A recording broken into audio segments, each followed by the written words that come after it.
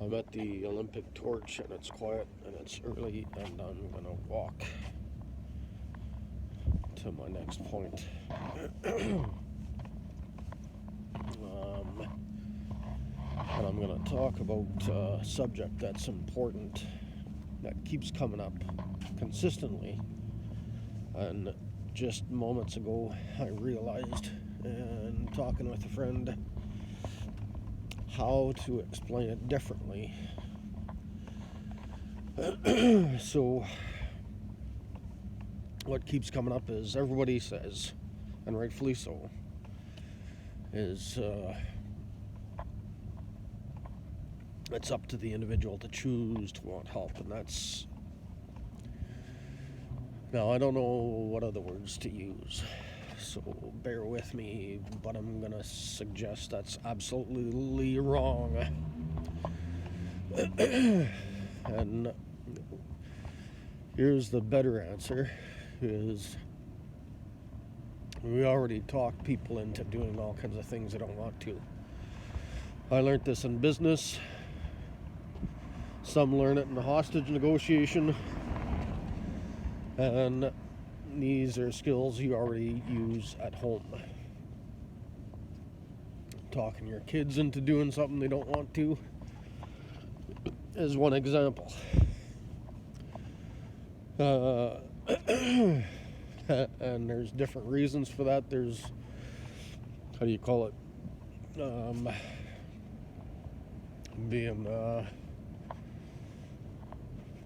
say, the leader of the household, and that applies at work. But if they just didn't want to, and there's the pay aspect, so they kind of want to get paid, but we can talk people into doing things they generally don't want to on a day-to-day, how do you call it, scenario, if you will. So there's reasons why we can't do that in mental health.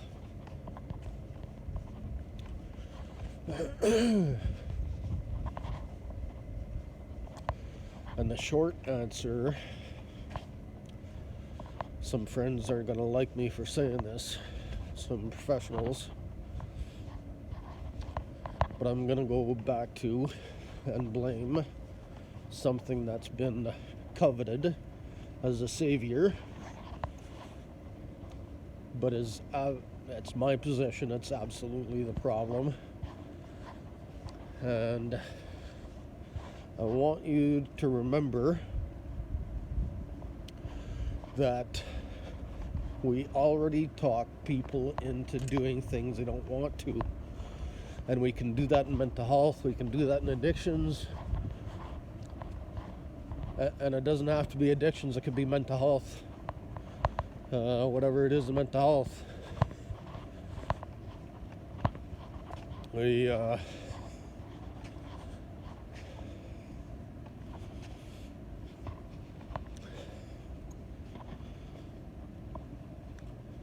problem is behaviorism and psychology. Behaviorism and psychology tells us to blame and shame. And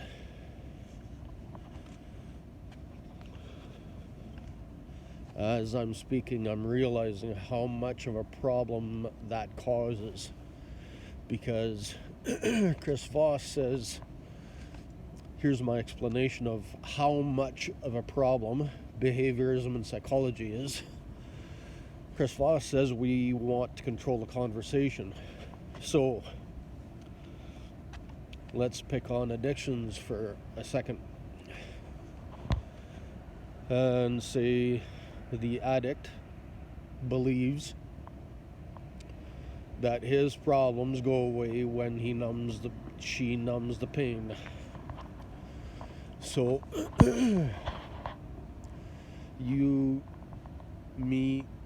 somebody telling the addict that the problem is the drugs when clearly the drugs numbs the pain. Obviously, the drugs is not a problem. And because human nature, need to control the conversation, the addict says, no, absolutely not. I'm not giving up the drugs. Makes the pain go away. You're crazy to suggest that an addict should stop doing drugs, because obviously it helps numb the pain. And the addict, like everybody on earth, it's a human reaction, a human nature need to control the conversation. So of course they're not going to give up the drugs. And behaviorism and psychology pushes us, teaches us to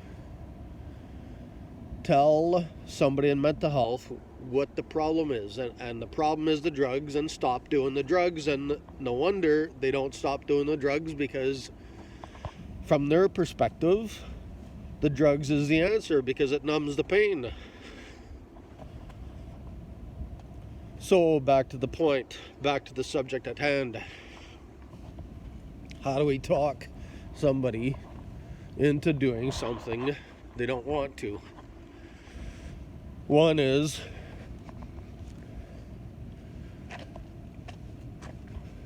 work with them at their level.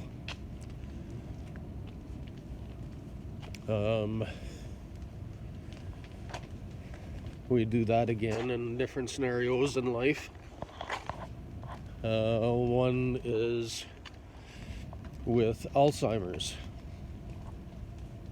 We don't try to tell somebody with Alzheimer's that it's not 1920, because their mind absolutely believes it's 1920. Like the addict absolutely believes drugs is the answer. So you're not gonna make them quit doing drugs, but you can talk them into you can talk an addict into treatment. And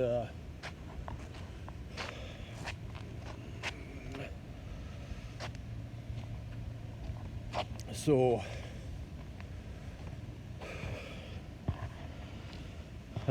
like you're not gonna talk somebody with Alzheimer's into believing that it's not 1920, it's 2020, Grandma. Impossible. You have to meet them on their level. Like schizophrenia, a lot of them live in an alternate reality. You gotta meet them at their level, like an addict believes drugs is the problem. You gotta meet them where they're at. Work with them at their level.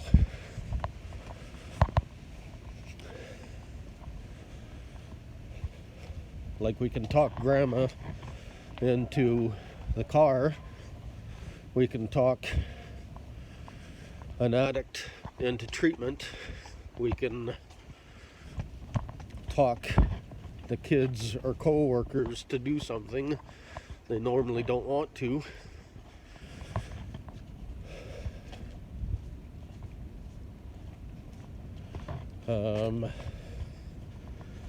So no, it's not up to the injured person to choose to want help.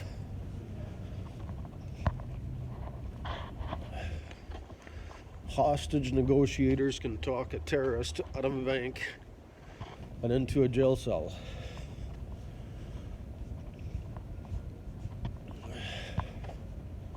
Saving countless lives in 3 seconds.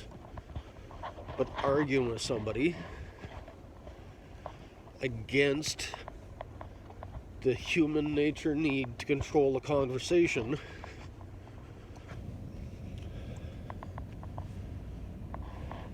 and it's not up to you to decide what's best for somebody else. It's up to them. And they're not going to give up the drugs, but they might go into treatment. If a terrorist will walk out of a bank and into a jail cell, and you can talk grandma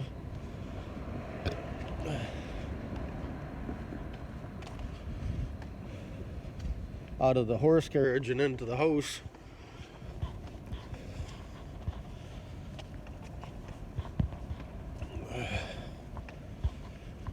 if you will, I'm pretty sure we can talk an addict into treatment. No, schizophrenic. Yeah, so there's a good video on that. I don't remember the guy's name, but he had a deteriorating relationship with his brother until he met him at his level. And he doesn't use those words, but I described the situation like he talked to his brother like his brother had Alzheimer's. And we gotta do the same thing with, well, that's right. So that was schizophrenia, but the same thing applies to an addict. You gotta meet them at their level. It's like, okay, drugs makes the pain go away.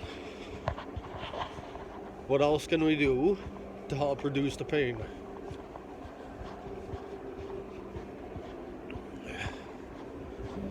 What hurts most?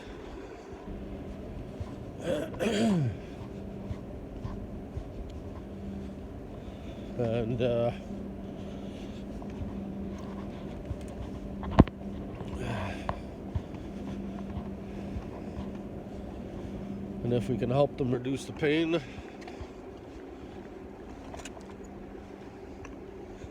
so on that note, I don't want to suggest that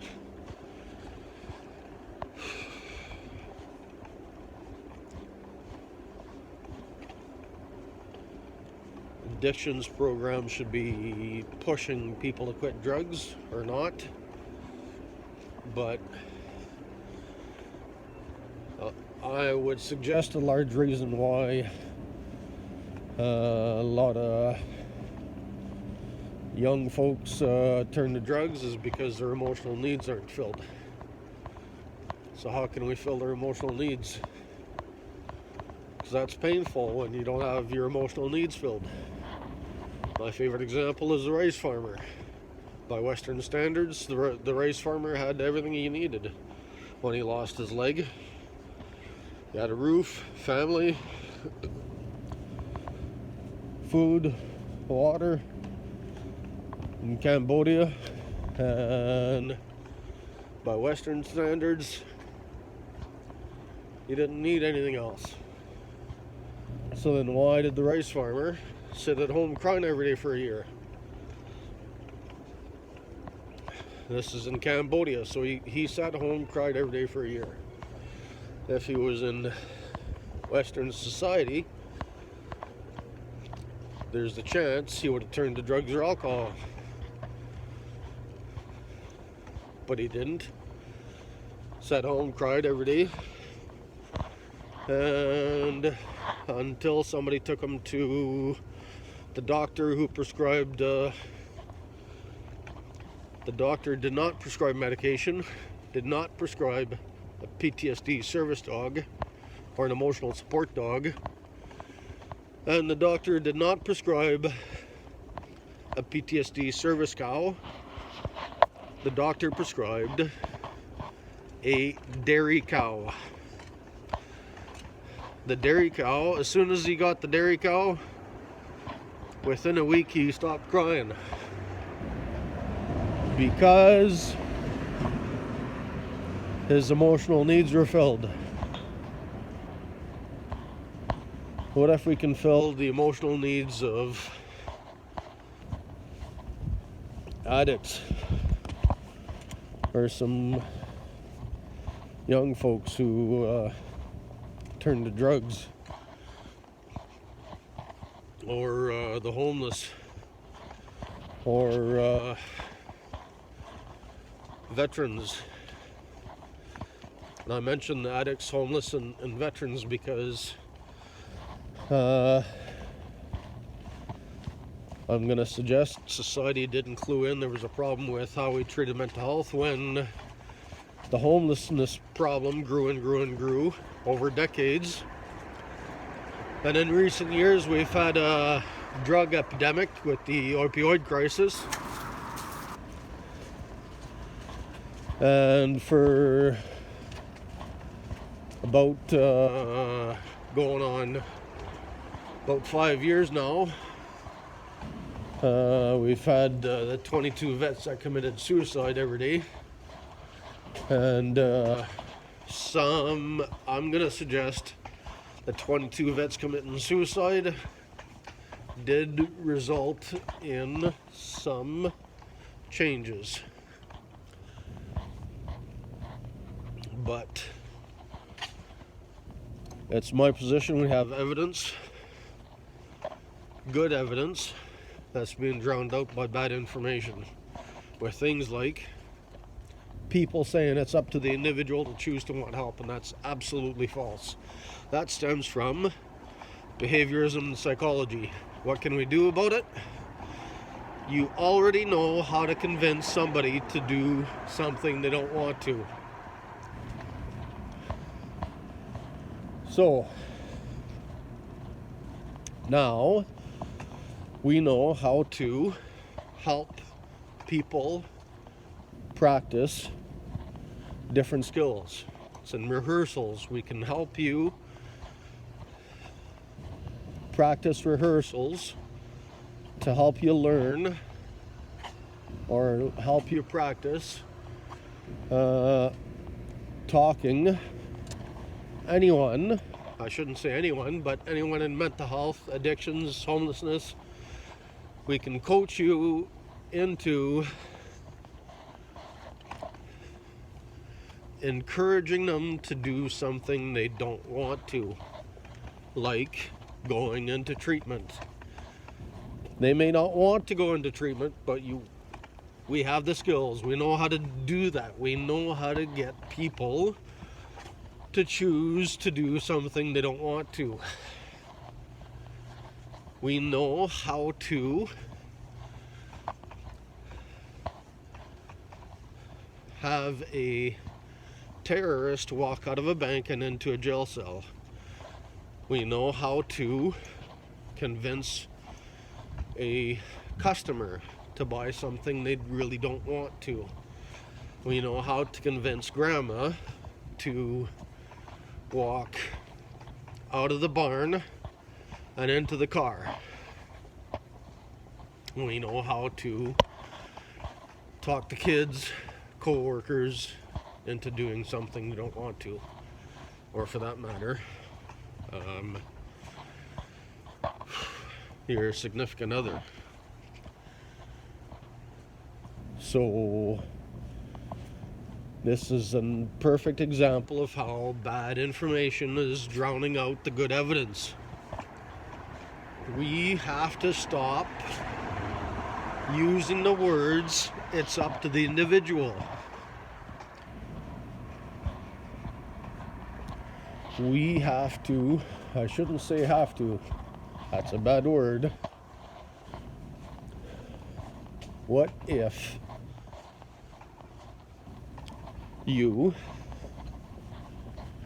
could talk your boy into treatment,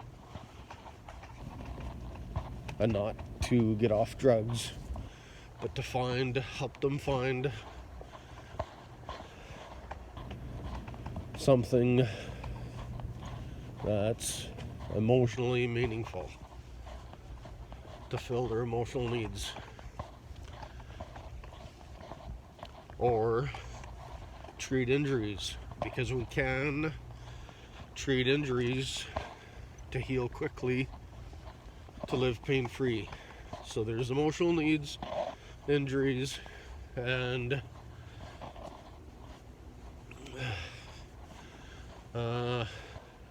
I'm gonna suggest, it's my position, some injuries don't need to heal, and some injuries may have healed, but like we learn through rehearsals to practice countless things in life, sometimes, despite the fact that A, somebody doesn't have to heal of every injury, and B, somebody may have healed of injuries, sometimes we just need the rehearsals to practice certain things, like social interaction.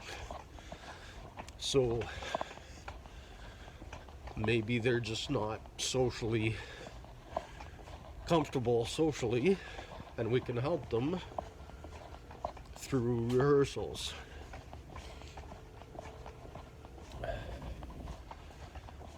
And it starts with all of us, ourselves, doing rehearsals so that we can learn how to talk somebody into treatment, how to talk somebody into finding their emotional needs, how to talk somebody into trauma treatment. And addiction should be dropped. Not that somebody doesn't need to heal of the addiction or alcoholism, but here's a better way to explain it, is something caused somebody to drink or do drugs, whether it's injuries or emotional void, and it may be neither, but simply socially anxious, struggling to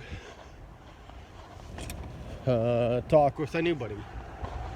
And if somebody is just anxious from being reluctant from talking to others, we can help them through rehearsals.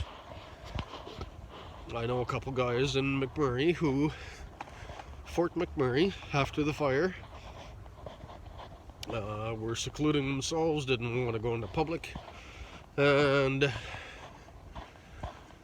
we, the three of us, devised a plan. I loaned them a book on getting comfortable, being uncomfortable, to help people get out of their rut, and that helped them. They took it upon themselves to challenge themselves to go into public, and they rehearsed this several times, and they had a plan, like a military plan.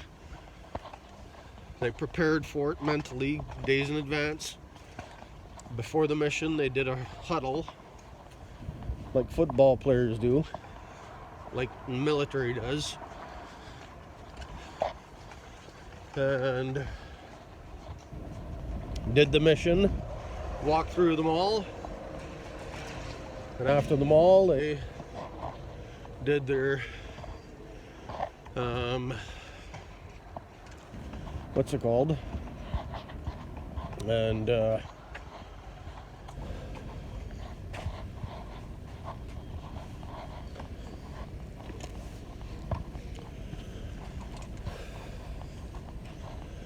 then they went back to doing their then they went back to doing their what's it called, like a military mission, post-ex cleanup. They went back to do another relaxation technique, and then days later they did like a what's it called, after action review, and it used to be called debriefing. And speaking of which, I worked with some of the homeless and at one point, and because of my experience with the McMurray Fire and doing rehearsals there, I knew that I could help the homeless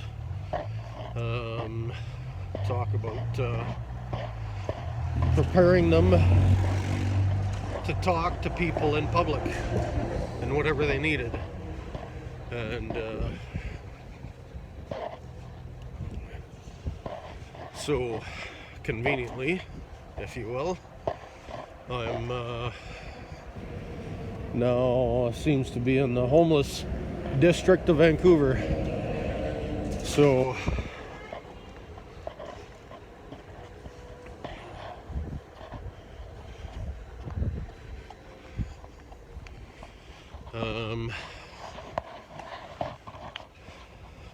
and why?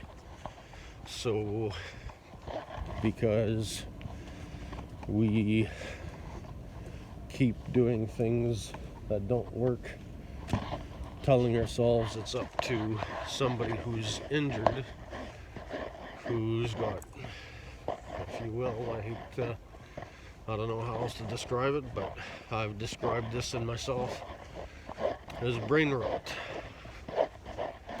like a broken leg.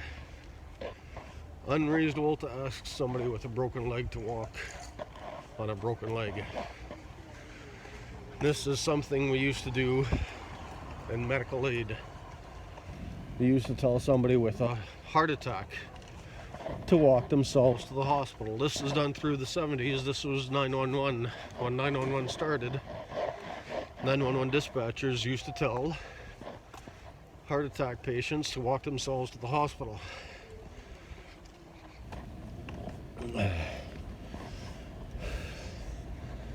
It's my position.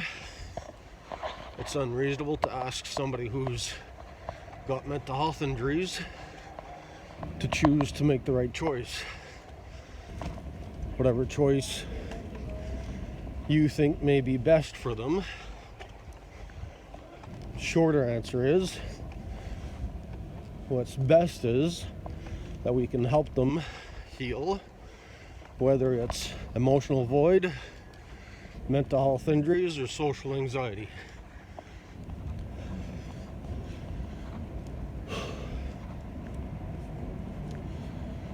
So I think that's the three categories that loosely explain the different reasons why somebody's life falls apart.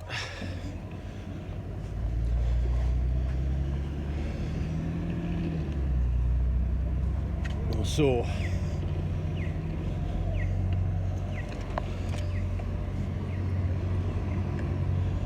why did my life fall apart? I had an injury to my low self-confidence, and like a medical wound festers, my mental health injury festered and got worse and worse and worse, to the point I couldn't speak up for nothing to anybody, no matter how much I needed something. And I see that in some of the homeless, and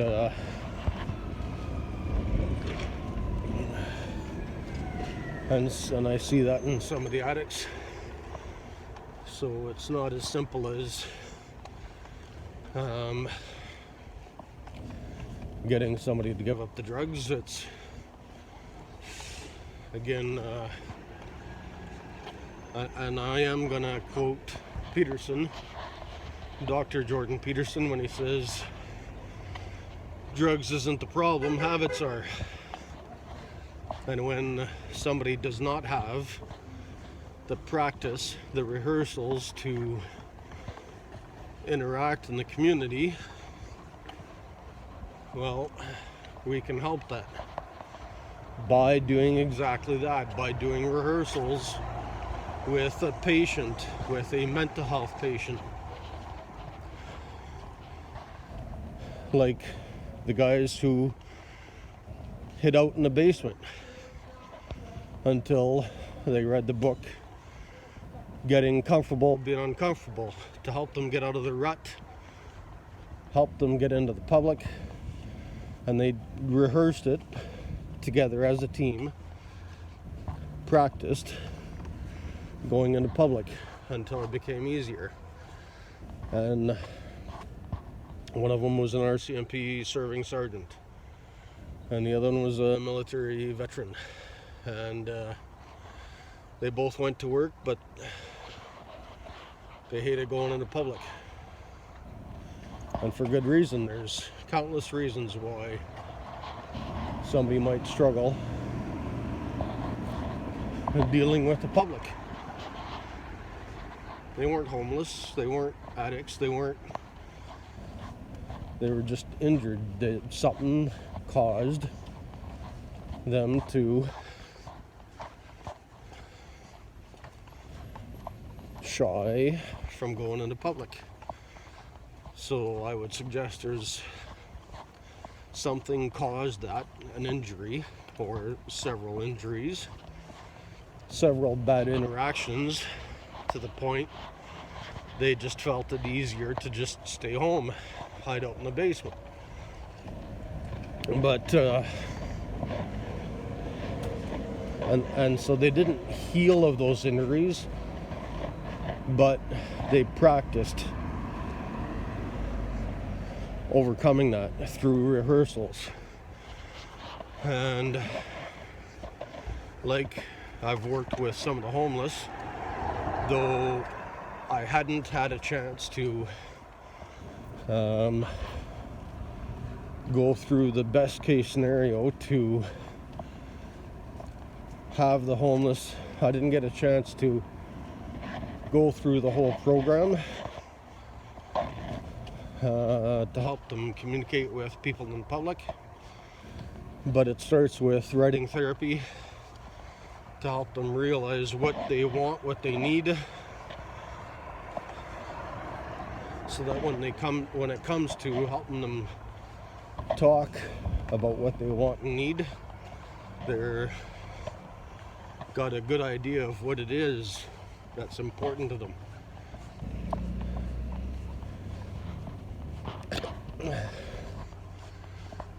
And talk therapy is exactly that. It's just, this is what I want, this is what I need, this is what I have trouble with. Then rehearsals is, many of you, maybe most of you, we've done it in school when we were, at least some of us did rehearsals in school.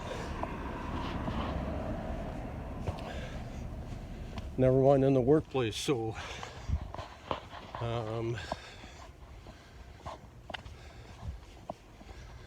I can't, I see that rehearsals is something that's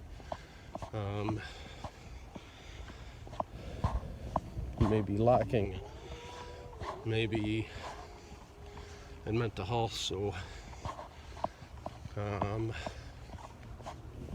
I think mental health could improve by practicing, doing more rehearsals with people. Because like the guys in McMurray, they didn't have to heal of those injuries. Something caused it for them to choose to stop going to the public. They just didn't wake up one night and say, I'm not going to go into public. Certain scenarios happened where, I don't know what those were. Doesn't matter.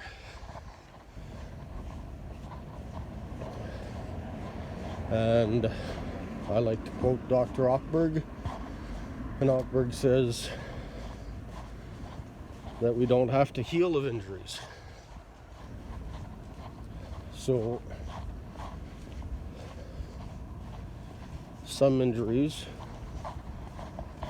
I'm going to suggest, of my own experience and knowledge, I'm going to suggest that the injuries that negatively affect our daily life needs to be treated. And mental health. So, the guys in McMurray hiding out in the basement, if you will.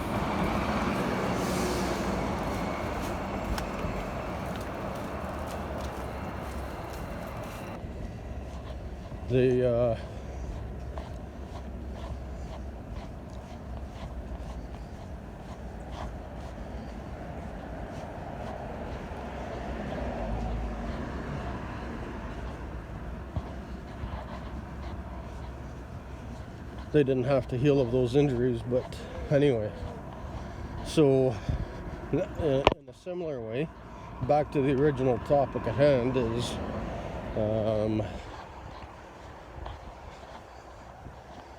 we don't have to argue with somebody about whether they need to go into public or not. It's no different than the drug addiction. They feel safer hiding out in a basement. Why would they ever come out?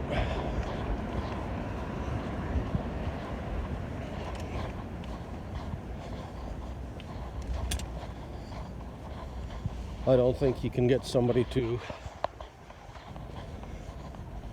I don't think you can force somebody to come out of their basement. No more than you can an addict into treatment. No more than you can force anybody to do anything. But we already know how to talk someone without arguing by asking open-ended questions to talk someone into treatment. And I think that helps me better understand why the addictions name needs to be dropped out of what should be just plainly mental health, because it's not an addictions issue, it's a emotional void, mental health injuries, or social anxiety.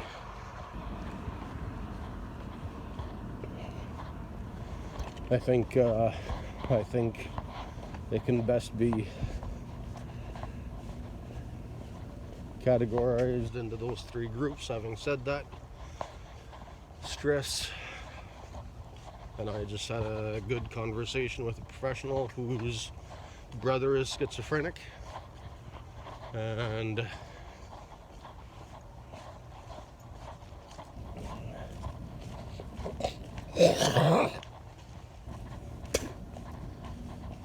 she told me about how her brother knows that when he's stressed, he just goes camping for a few days or for a few weeks, and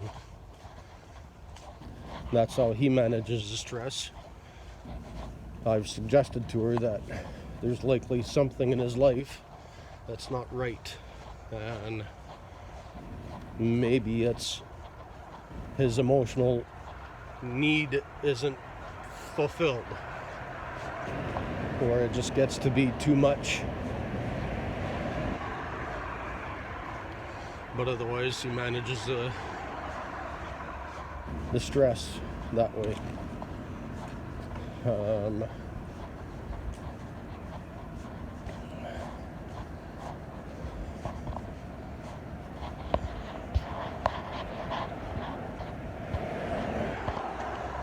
And so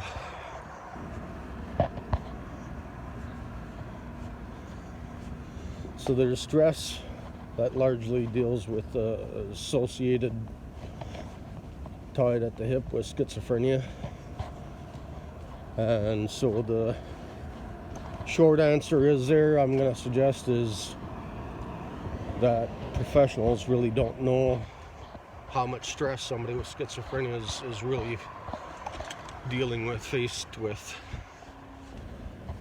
And some of that, I think, is due to trust. And Chris Voss, hostage negotiator, starts building trust in the first 3 seconds. So that's how important that is. To expand on that, Chris Voss also says to never lie to anyone unless you're going to have them killed. The only time it's reasonable to have somebody killed is in hostage negotiation. So what that really means is you can never lie to anyone about anything. And so that would cause stress. And anybody is being lied to, you feel you can't trust them, and that can develop into a whole lot of problems. And so now that's injuries, emotional void, social anxiety, stress-induced schizophrenia, and there was one more topic I thought would be important to touch on, but it escapes me right now. I think it escapes me. Said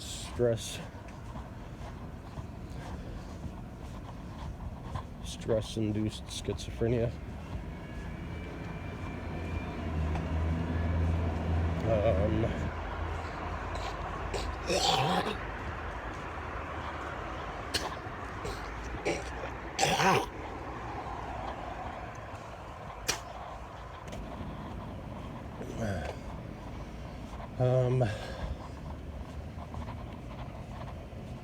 I'm sure there was, I know there was a topic on the tip of my tongue I wanted to mention, but so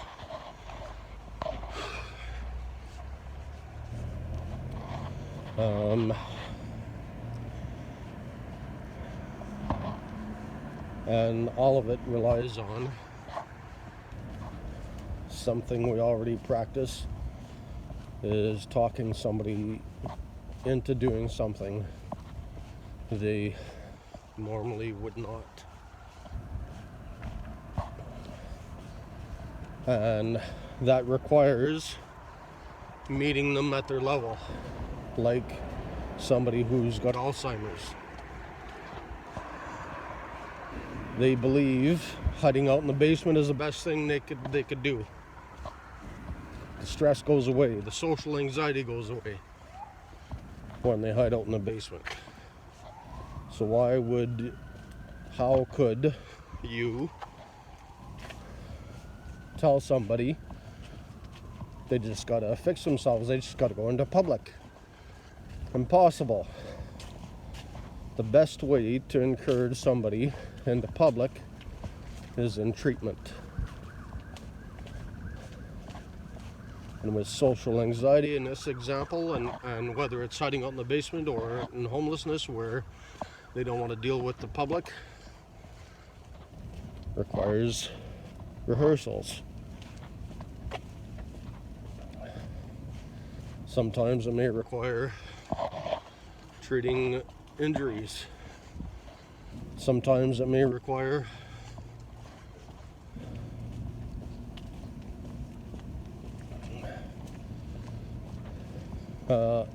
filling emotional needs. And so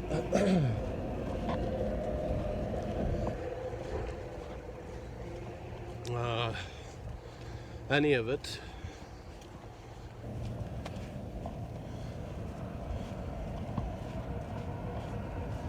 it's my position. We can talk somebody, encourage them to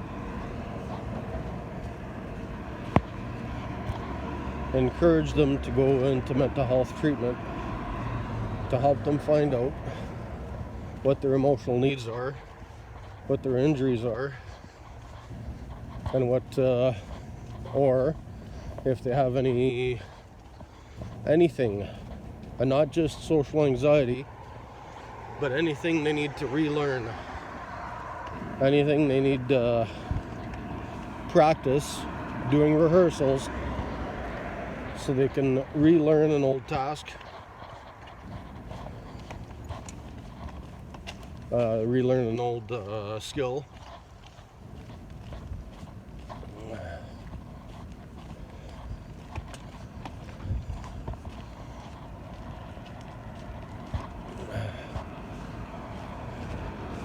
Like walking through the mall.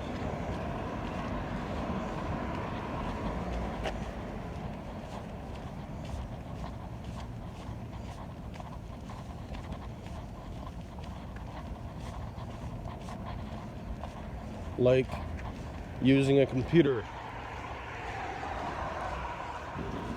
One of my injuries is one of my groups of injuries, and I say groups because I don't know how many injuries I have to computers. Knowing what I've learned of the McMurray fire with the guys who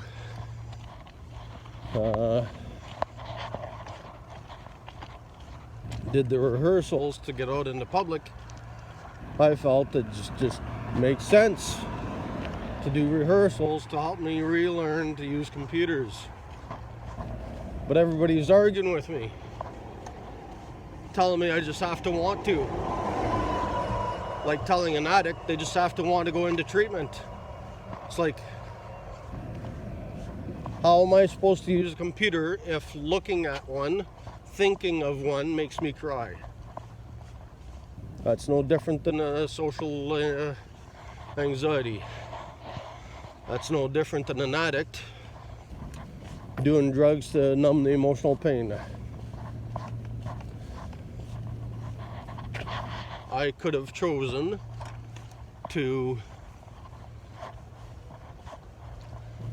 instead of crying at the thought of a computer, or instead of crying looking at a computer, maybe I should have turned to drugs.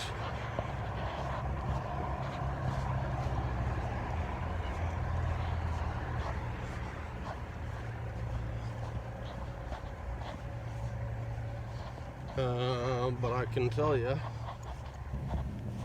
I would have committed suicide before I would have turned to drugs. So should I have turned to suicide? Am I the problem if I commit suicide? Because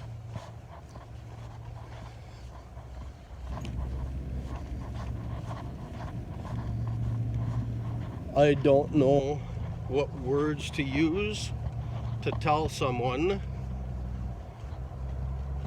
I need a coach to help me rehearse using a computer.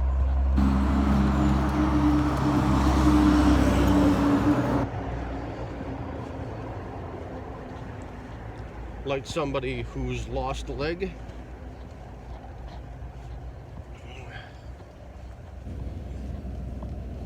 How is somebody who's lost a leg supposed to just get up and walk and choose to walk?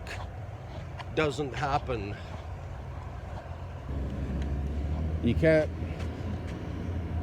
tell an amputee they have to want to walk. Like you can't tell an addict they have to want the help. I dare you,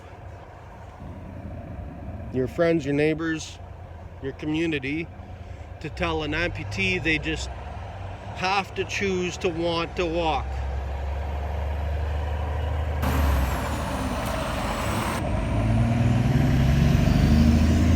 I'm asking you, what do you think would happen if you asked an amputee to walk?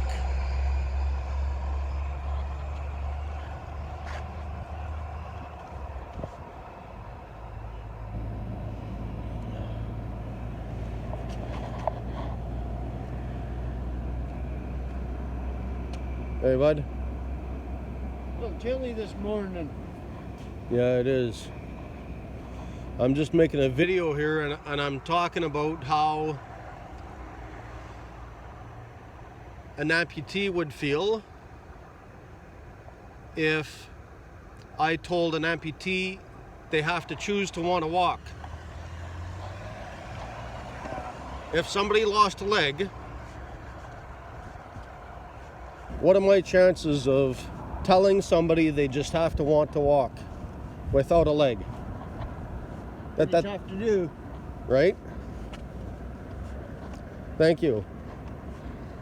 Have a good day.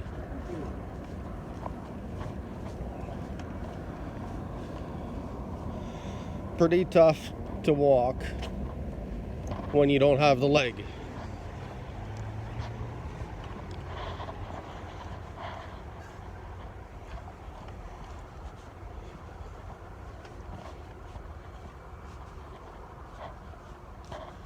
And actually, that makes me think of Dr. Frank Ochberg, on how the MEG, the magnetoscillograph,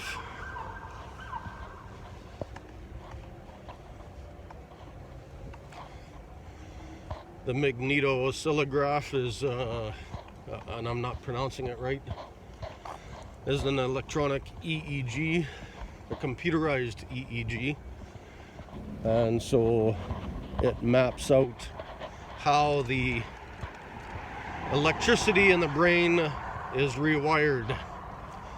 So that's a good way to explain why or how, in comparing it to an amputation, that leg is no longer there, like that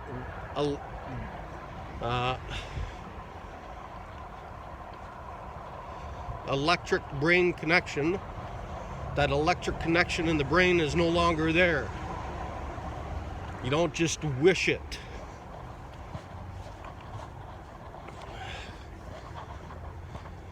Like a leg is no longer there, the electrical connection is no longer there.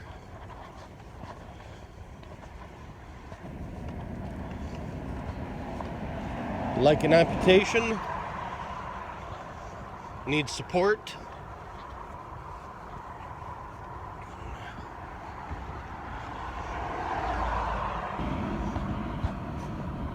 Practice, rehearsals to relearn to walk.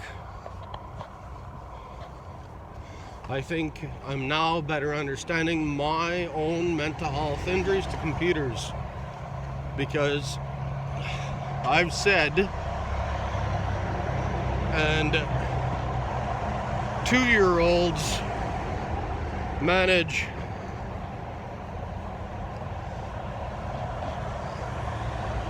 computers fairly easily, but I really felt like a 2-year-old, and I had to relearn everything, including relearning how to use a computer. And like an amputee needs to relearn to walk, I think understanding Ochberg's example of how this new tool, the MEG,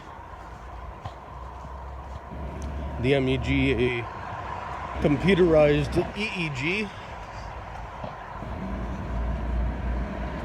maps out how the brain is short-circuiting because those electric connections are no longer there. Those electrical connections in the brain are not connected to anything. They're severed. They're like a broken leg, like a severed leg. The electrical connection is severed in the brain. So that's PTSD. So that makes me think rehearsals is maybe more important than I initially thought.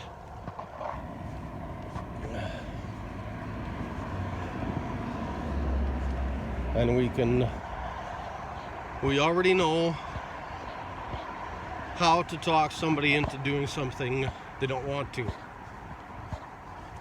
What if we stopped arguing with people, telling them to fix themselves, to choose to go to addictions? It's not up to them to choose to. It's up to us to talk them into mental health treatment, because their brain is not functioning. Half the brain is rewired or not wired at all. How are they going to choose to do anything if half the electrical activity in the brain is severed or rewired?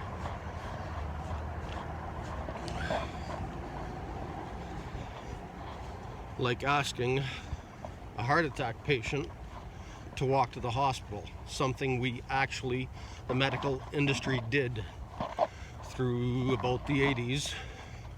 We used to tell heart attack patients to walk themselves to the hospital. Like we are now telling mental health patients it's up to them to choose to want help when their brain is either electrical activity is either severed or rewired, not firing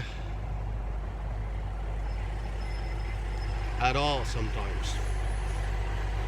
But yet we blame them for not making the right choice. So let's end it there. I don't know how far I walked. I've got another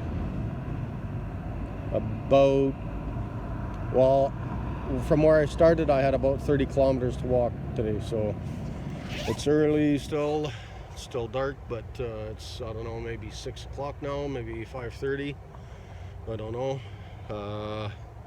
I've been talking for an hour, and so I'm gonna end it there by saying it's not up to the patient. They're not thinking straight. Their brain is either electrical activity is either severed or rewired or just not firing.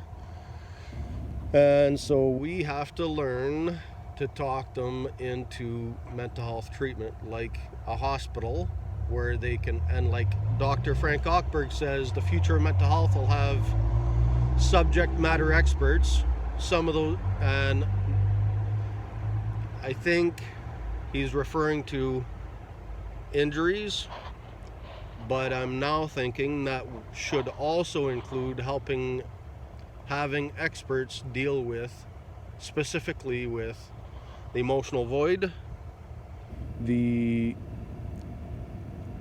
injuries, the stress, the social anxiety. Social anxiety and the stress might be the same in a similar category.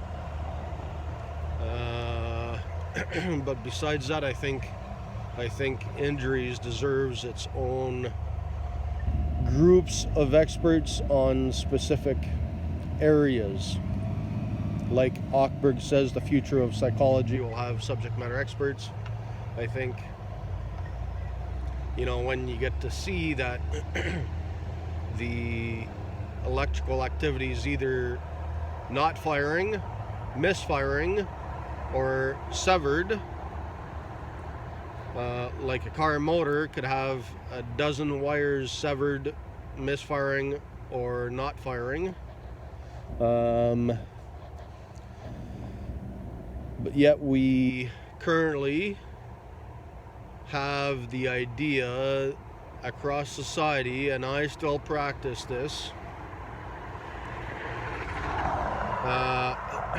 in different areas, by telling somebody that they're wrong, that they have to do it this way.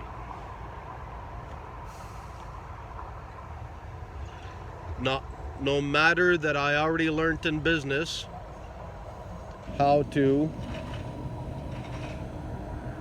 talk somebody into something they don't want to do. Like hostage negotiators talk a terrorist out of a bank and into a jail cell, like we learned in school, doing rehearsals. We can learn through rehearsals, we can learn how to talk somebody into doing something they don't want to. In this case, going into treatment. So, on that, have a good night.